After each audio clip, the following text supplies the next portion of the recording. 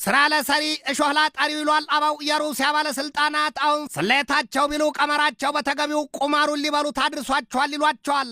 የሩሲያ የጸጥታ ምክር ቤት ምክትል ሊቀመንበሩ እኛ ሀገራቸውን ከዚህ ቀደም በፕሬዚደንትነትም በጠቅላይ ሚኒስትርነት የሚያገለገሉት ሰው የቁጣና የበቀልላቸው ገደብና ልክ የለውም የሚባልላቸው ዲሚትሪ ሜድቬዴቭ በአንድ ወቅት ሀገራቸው ሩሲያ ለኢራን የኒውክሌር ጦር መሳሪያዋን ልሰጣት ትችላለች ማለታቸውና የአሜሪካውን ፕሬዚደንት ዶናልድ ትራምፕን በነፍሰ ስጋቸው ማንገብገባቸው አይዘነጋም።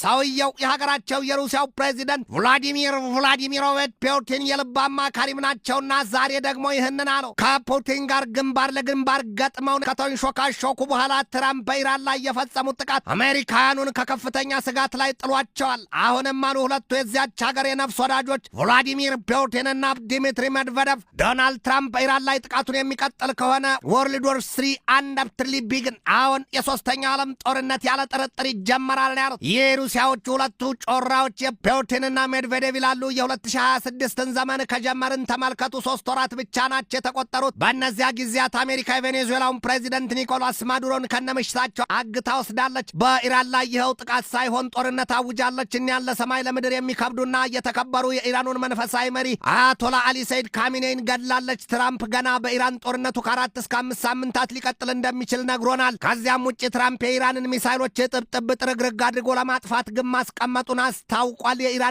ባህር ኃይል ለማጥፋት እቅድ ሰንቋል። የኢራንን መንግስት ከኒኩለር ጦር መሳሪያ መታጠቅ መሻቱ መን አስቀረዋለሁ። በመካከለኛው ምስራቅ ቀጠና ለሚንቀሳቀሱት ታጣቂ ኃይሎችም የሚሰጠውን ማናቸውንም ድጋፍ እናስቆመዋለን ብሏል። ግን ደግሞ ጉዳዩ አሁን ለሱ ለትራምፕ የሚሆን ለኢዝራኤል አፈርጥ ብላ ሄዳ ሳብጣ መጣችን አለያም ጸድቅ ብዬ ባዝላት ተንጠልጥላ ቀረች ወይም ደግሞ ይዘው የለቀቁትን የነብር ጭራ ሆኖባቸዋል ነው የሚባለው። ነብሩ ከመሸሽ ይልቅ መለስ ማለቱን ያስታውሷልና አለያም እበላብ እየተበላሁን መሆኑ ነው። እኛ የሩሲያው ሰው ዲሚትሪ ሜድቬዴቭ በንዴትና ልህ ትክትክ ግንፍል ባለ ስሜታቸው ይህንን አሉ። ትራምፕ was an insane course which would lead to a third world war። ጉዳዩ ሜድቬዴቭ የተናገሩት ትራምፕን የወረፉበት ቃላቶቻቸው ይህንን የሚላቻ ትርጉም ነው ያላቸው። ማሰብ ከቶም ማመዛዘን የተሳነው በጥቅልም በአማርኛ ጥልቅ ይዘቱና እንድምታው የዣዥ የሚል ውስጥ ወይራ ይሰማበታል። ከጋዜጠኞቹ እንደ እሳት በሚጋረፈው ፊታቸው የሶስተኛው ዓለም ጦርነት ተጀምሯል ካሉ ምን ማስረጃ ማቅረብ ይቻላል ሲሏቸው ሜድቬዴቭ ለጊዜው ይህንን አሉ። ለጊዜው የሶስተኛው ዓለም ጦርነት አልተጀመረም፣